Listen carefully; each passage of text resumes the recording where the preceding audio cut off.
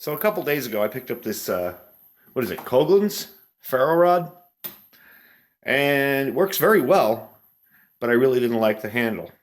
So I'm going to see if I can do something about that.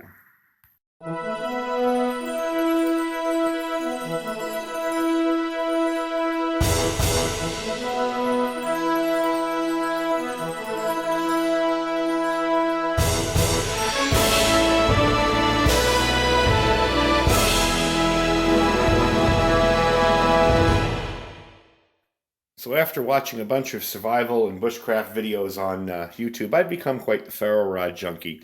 And thankfully, they're cheap enough where you can build up a nice collection of them. Anyway, I picked this up at Big Five, gosh, a couple months ago. And I wanted to change out that plastic handle. I noticed that it's just glued in there. I don't know if you could pick up the glue around the... Yeah, I can see it in the viewfinder, so you could probably see it. It's just glued in there. It's cheap plastic, and it really doesn't serve a purpose. So what I wanted to do, originally I got this piece of wood out and thought, yes, I'm going to take my bushcrafting knife and carve out it. And I'm like, yeah, right. Then I remembered I had this thing. So this was actually a stick we bought for a project for my wife, gosh, ages ago. And it's just been sitting here in the garage, and I thought that would make a perfect handle. So I measured it down a little bit, marked it, started cutting away at it, and thought this would be a perfect video. So what I'm going to do is take you by step and see if I can do this. Cutting this down and drilling a hole to stick the ferro rod in is the easiest part. My concern is getting it out of this plastic glued-in insert. But I'll take you through step by step. First thing I'm going to do is chop this off, so I'll show you what it's like when I'm done. Okay, got it cut through. Got a nice, even, clean cut there. I'll probably finish it up with a little bit of sandpaper. But my next step is going to be to find the center of the wood block and drill a hole just a little undersized for this ferro rod. I'll probably put some either crazy glue or some other type of adhesive in the center here to hold it. But I really want to make it more of a pressure fit. Now the reason I'm doing this is because I want to be able to use this wood not only as a handle, but also as a convenient way to make some shavings for starting a fire. And that's why I said before, this really didn't serve much of a purpose. So, next step, we're going to drill out the center. All right, so I think I got the right size drill bit. I measured this using my calipers. And this is, my ferro rod is 31.45, okay?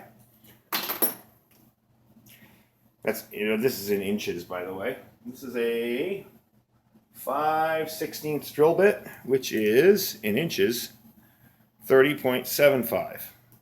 So this will be just a little bit undersized, and it'll fit right in there. And when I was cleaning this up with some steel wool, I noticed that this guy, the knot that was in it, I didn't even see the knot when I was cutting it, fell out of the back. No big deal, though, because I'm going to round off this back a little bit. So it won't be perfect, but hey, makes it kind of...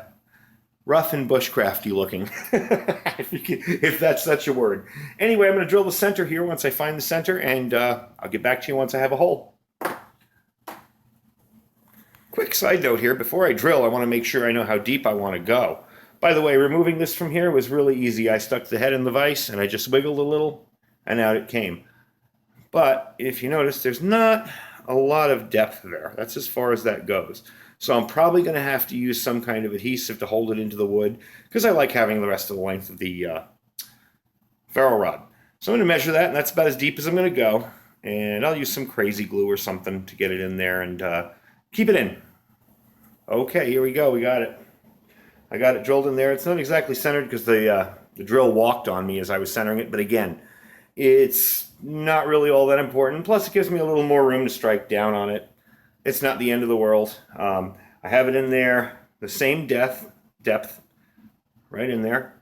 And I'm going to use something to stick it in there because it is a little bit loose. I'm going to use something to glue it in there. And I'm going to trim up the back a little bit. And we've got ourselves a ferro rod with a handle that I can use to shave and make some wood shavings with too. Okay, so now we got the end tapered off a little bit. I also cut off that little piece with the knot in it. It just looked ugly to me.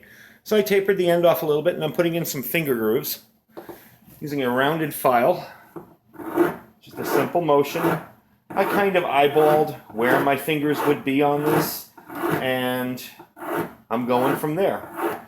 So I figure we're going to have the thicker part up here, but I can scrape wood from off the bottom, and this gives me, when I hold it like this, easier access to the rod.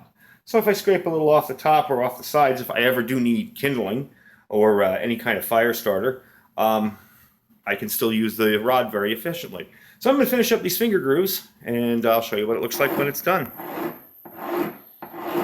Okay, looks like I've got it pretty even.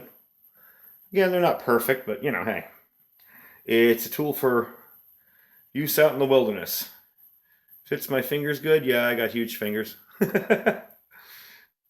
But yeah, it fits them perfectly. Gives you a little extra bite on the tool. And if I ever should need some kindling wood to start a fire with, it's a piece of wood. I just sliver off a few pieces and I'm good to go. So now we're going to work on getting this drilled in and glued in, I should say. And I'll come back when that's done. I did forget one small detail.